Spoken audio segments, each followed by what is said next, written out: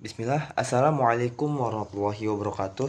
Sebelumnya izinkan saya perkenalkan diri. Saya Jundi Alfaruq Yaksodoyo dengan NIM 2024 dari kelas B. Tujuan saya membuat video ini sebagai UCP ketiga pada mata kuliah praktik profesional dan tema yang saya angkat yaitu iman.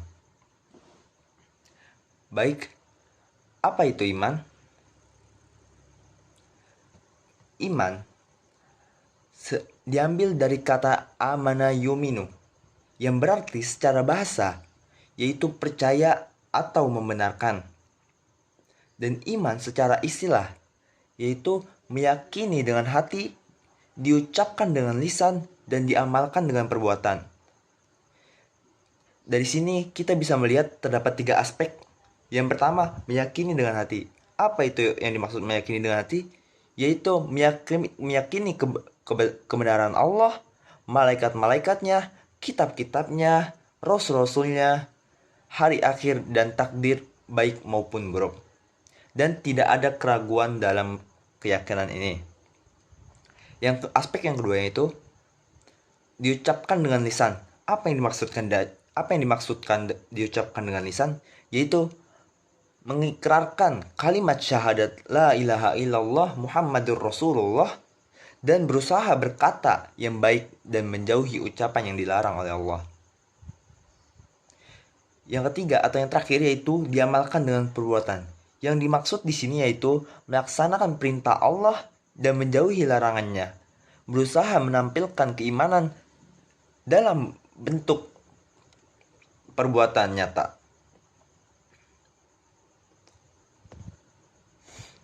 Setelah kita mengenal apa itu iman,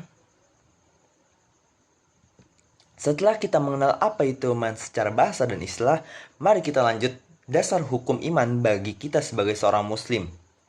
Di sini saya mengambil suatu dalil dalam Al-Quran, surat Al-Baqarah ayat 285 yang berbunyi, A'udzubillahi minasyaitonirrajim. Bismillahirrahmanirrahim. Amanar rasulu bima unzila ilaihi min rabbihi wal mu'minun. Kullun amana billahi wa malaikatihi wa kutubihi wa rusulih. La nufarriqu baina ahadim min rusulih. Wa qalu sami'na wa ata'na ghufranaka rabbana wa ilaikal masir. Yang artinya Rasul Muhammad SAW beriman kepada apa yang diturunkan kepadanya dari Tuhannya. Demikian juga orang-orang yang beriman semuanya beriman kepada Allah, malaikat-malaikatnya, kitab-kitabnya, dan rasul-rasulnya. Mereka berkata, kami tidak membeda-bedakan seorang pun dari rasul-rasulnya, dan mereka berkata, kami dengar dan kami taat. Ampunilah kami ya Tuhan kami, kepadamulah tempat kami kembali. Ayat ini menjadi dasar hukum dan landasan pokok keimanan yang menjelaskan sikap dan keyakinan yang dimiliki Rasulullah SAW dan para pengikutnya, bahwa mereka mengimani Allah, malaikat, kitab-kitab Allah, dan para rasul-rasul Allah tanpa pilih-pilih. Tidak ada perbedaan atau penolakan terhadap salah satu dari Rasul Allah. Dan pada agama Islam ini, setelah kita mempelajari dasar hukum Islam ini,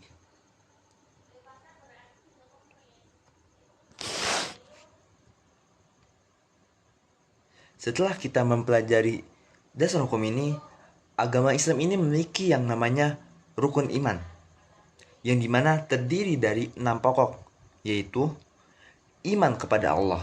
Apa yang dimaksud iman kepada Allah? Jadi iman kepada Allah yaitu meyakini bahwa Allah itu ada, Allah itu esa, tidak beranak dan tidak diperanakan, tidak serupa dengan makhluk dan memiliki segala sifat kemampuan. Dan yang kedua yaitu iman kepada malaikat.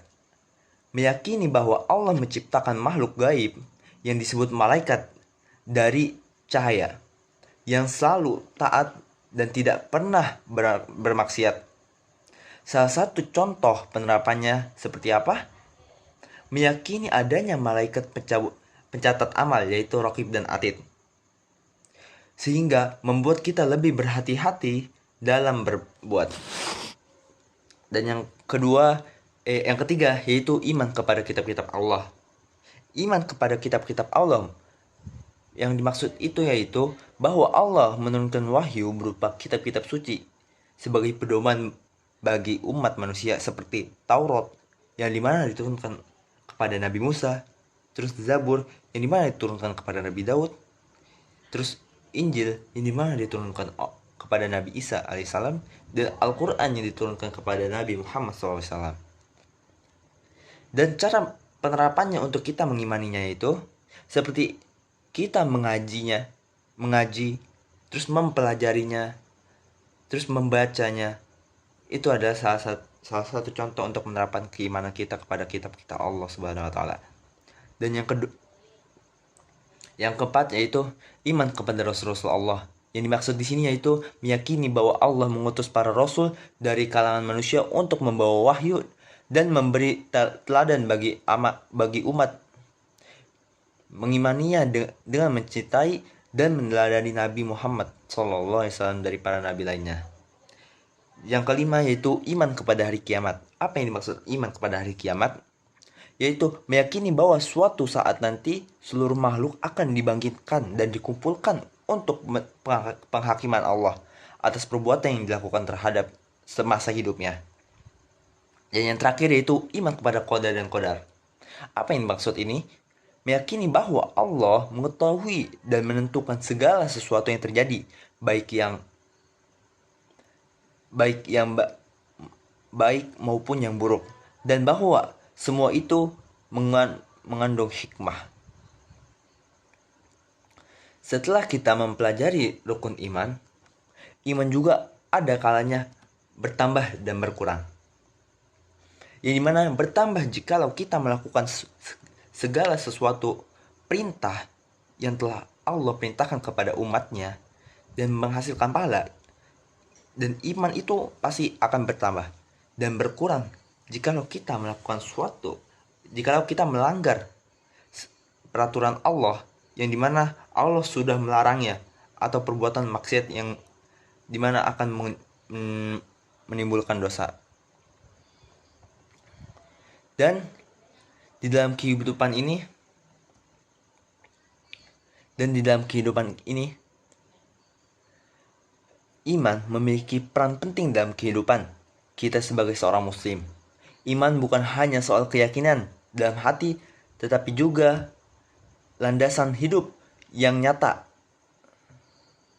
dalam sikap dan perbuatan seorang yang beriman akan tunduk kepada perintah Allah, mengerjakan yang Allah perintahkan, dan meninggalkan apa yang Allah larang.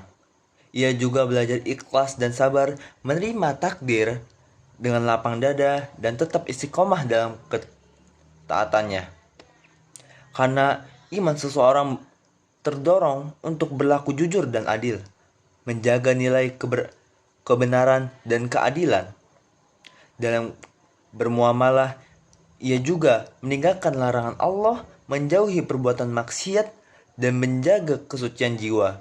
Tak hanya itu, iman juga membuatnya disiplin dalam beribadah, seperti menjaga sholat dan amal-amal baik lainnya, sebagai bentuk kesetiaan dan pengabdian kepada Allah Subhanahu wa Ta'ala.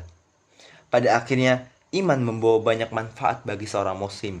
Iman memberi arah hidup yang jelas dan bermakna, menjadi dasar yang terbentuknya akhlak mulia, membawa ketenangan bagi hati dan jiwa, serta menimbulkan tanggung jawab untuk memanfaatkan waktu dan kesempatan sebaik-baiknya di dunia. Sekian, terima kasih. Semoga kita sebagai seorang muslim yang selalu dicintai oleh Allah Subhanahu wa Ta'ala dan dilindungi olehnya. Sekian, assalamualaikum warahmatullahi wabarakatuh.